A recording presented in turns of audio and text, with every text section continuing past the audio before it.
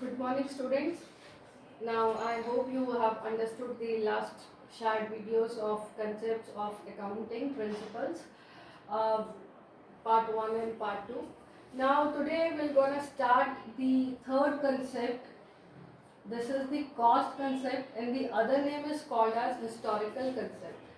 Accounting में historical concept का meaning क्या है? Meaning states that all the assets are recorded at their original cost. It means वो ये कहता है कि बुक्स के अंदर जो भी assets आपने खरीदे हैं उनको उनकी ओरिजिनल कॉस्ट पे ही रिकॉर्ड करना है. इट मीन्स जिस कॉस्ट पे आपने एक्वायर किया है, जिस कॉस्ट पे आपने एक्विजिशन कॉस्ट ली है, जो उसकी ओरिजिनल कॉस्ट है, उसी कॉस्ट के ऊपर हमें कंटिन्यूसली उसको बुक्स में रिकॉर्ड करना है. एवरी ईयर जब हम फाइनेंशियल स्टेटमेंट्स बनाएंगे, profit and loss account and balance sheet, every year we will be recording the assets at their original cost. Original cost means, let's take an example कि मैंने अगर कोई building खरीदी है at the rate of 20 lakhs in year 2010. Suppose कर लो कि मैंने एक बिल्डिंग खरीदी है और बिल्डिंग की कीमत है 20 लाख रुपए जब मैंने 2010 में ली.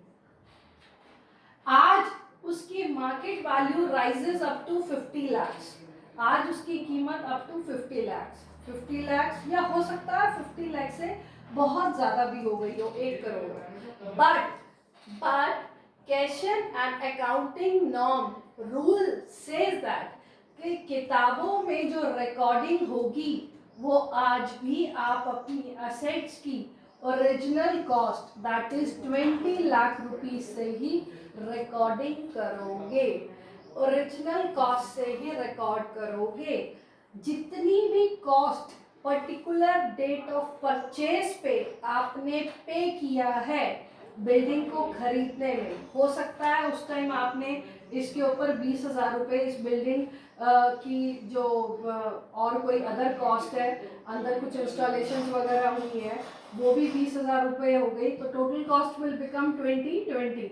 सो हम तब भी बुक्स में, भले उसकी कीमत आज 1 करोड़ रुपए क्यों ना हो जाए, हम बुक्स के अंदर उसकी रिकॉर्डिंग 20 लाख रुपीज, 20,20,000 से ही करेंगे.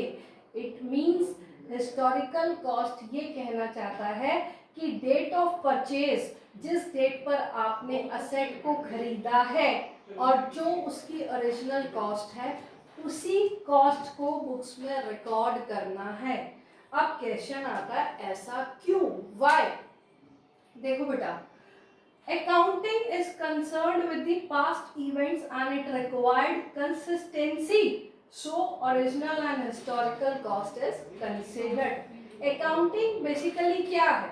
जब हम साल भर के रिकॉर्ड्स तैयार करेंगे, प्रॉफिट एंड लॉस का कैलकुलेशन करेंगे, पास्ट में जो हो गया है, और कंसिस्टेंसी मीन्स हमें सिमिलैरिटी लाने के लिए, सिमिलर रिजल्ट्स एक दूसरे से कंपैरेबल करने के लिए हम इस कंसेप्ट को बुक्स में फॉलो करते हैं.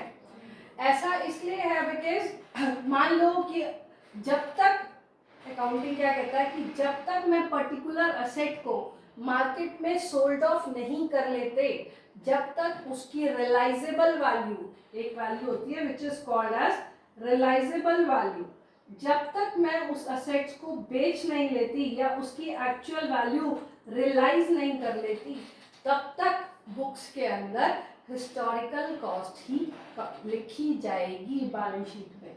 रीजन इज कि हमें कंपैरेबिलिटी करनी है, बिकॉज हमें पता है कि मार्केट वैल्यू 1 करोड़ हो गई है, बट until and unless जब तक हम उसको सेल नहीं करेंगे, maybe it would come at 80, maybe it would come at 1 crore 20. So until and unless जब तक कोई असेट को हम फाइनली रियलाइज नहीं कर लेते, फाइनली बेच नहीं लेते, तब तक we cannot able to record. तो हमें हिस्टोरिकल कॉस्ट को ही फॉलो करके चलना है, ताकि हर साल अगर हम अपनी बैलेंस शीट में ये अजम्पशन मानकर चलते हैं कि असेट की कीमत आज भी 20 लाख है, तो we will be calculating, we will easily compare the results of 1 year to previous year That is basically called as cost concept.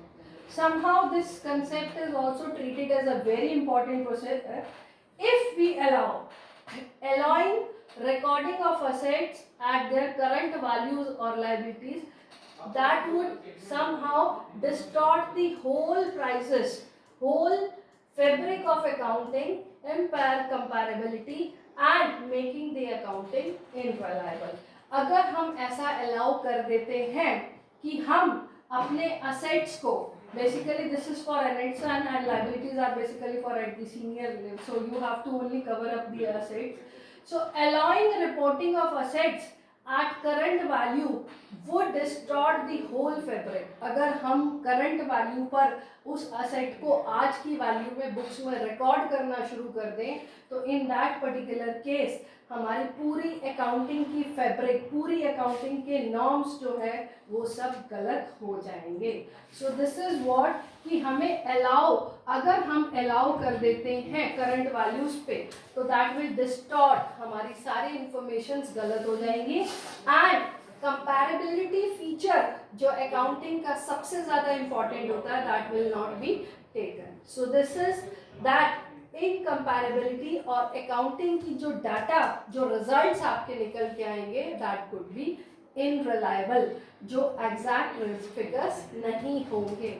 Somehow when you will cross to the senior section, you will do deep studies of accounting or even at the CA level, somehow hidden profits are also being the reason behind that, at that we do not cover the market values, record the market values into the books of accounts. छुपे हुए कुछ profits होते हैं because we know the particular asset has so much value. If we are going to sell this asset in the market, we will be realizing a huge value from that. So this is something when you will study at yours, you will be studying if you will go for further studies deeply in this.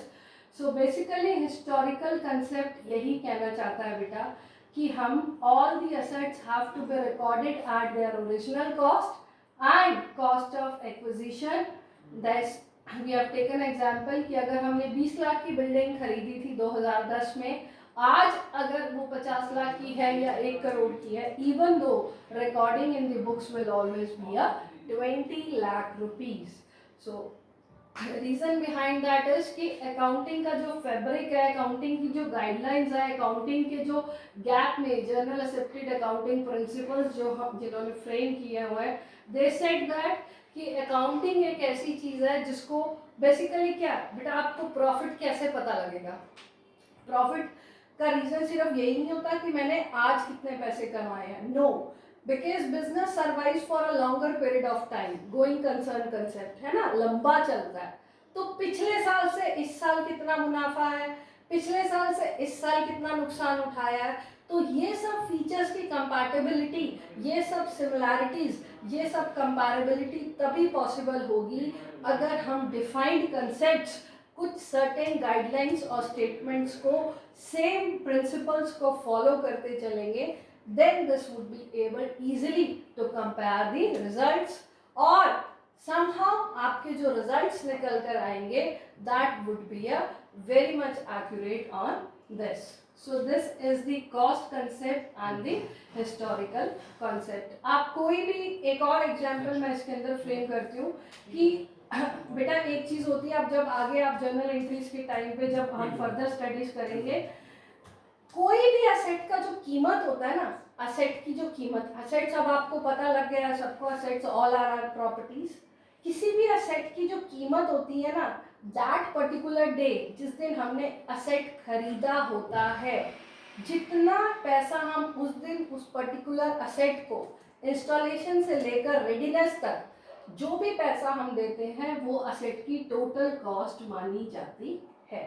जैसे suppose करो if I should say कि मैंने एक machinery खरीदी, ठीक है, मैंने एक मशीनरी खरीदी 50 लाख की, ठीक है, मेरे को उस मशीनरी को इंस्टॉल कराने के लिए, इंस्टॉलेशन कराने के लिए मैंने उसके ऊपर पे कर दिए 20,000 रुपीज़. तो अब मुझसे कोई पूछे तो that what will be the cost of your asset, machinery कितने की खरीदी भाई, कितने की पड़ी, तो मैं क्या बोलूँगी भाई 50,20,000 की पड़ी total machinery. So this is the original cost of the asset. जिस पर्टिकुलर डे पर आप खरीदते हो असेट को, उस दिन जो भी कॉस्ट पे की जाती है दैट इज योर ओरिजिनल और द कॉस्ट ऑफ एक्विजिशन। अगर हम लेमैन एग्जांपल भी लें कि घर पे भी अगर हम कोई एसी या एलईडी टीवीज खरीदे, अगर उसके लिए भी हमारे पास कोई इंस्टॉलेशन के लिए आता है and we are paying some amount, defined amount to him 1000 rupees 2000 rupees, so we will say कि हाँ यार हमें जो है टीवी दैट इज 50 की जगह नहीं 52,000 का पड़ा। But main focus point should be this, that the cost concept itself covers this thing, that all the assets have to be recorded into the books at their original cost. So this is your third concept. Moving to the next will be the next part. Thank you.